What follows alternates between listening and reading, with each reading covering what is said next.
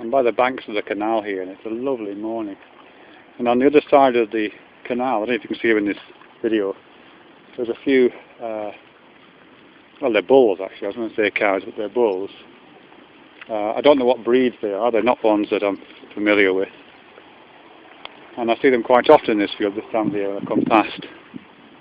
One of the things I always find, they're not doing it right now, one of the things I always find interesting when I come up here, they come to the edge of the canal like they are now, and they just kind of look across the water at me. And there's often this little strange moment, which I'm kind of having right now actually, where I'm looking across at them, and they're looking across at me. And I can't help thinking, what's that about really?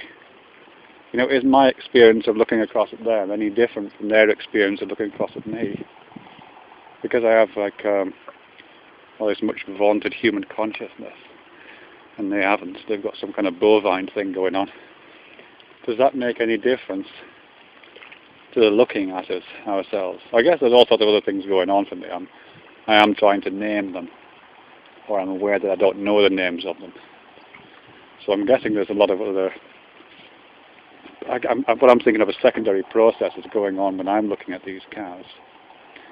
But I'm presuming that at some level, some very similar things must be happening. Yeah, well, I do them looking at me again. So at least at the level of the eyeball, they must be saccading a little bit to find my edges, and they must be doing that thing with the pupils where they get the light levels right, and there must be similar electrochemical things going on in the connections between the retina and their brain. I'm sure we've got a lot in common in that regard.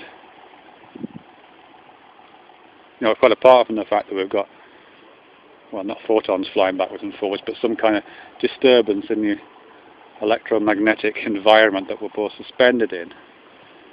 When I look into the eyes of when I look into the eyes of a cow opposite, and it appears to look into my eyes, that line which connects our joint eyes of sight must be just kind of pulsing with electromagnetic vibrations,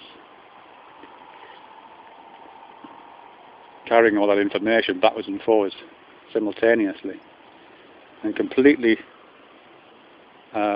physiologically and physically, there's nothing metaphysical about this, completely connecting the electrochemical, biochemical processes in that cow's visual cortex with my visual cortex. It must be like it must be an unbroken chain of signals going both ways. Quite amazing, really. With a living being at the end of each end of it.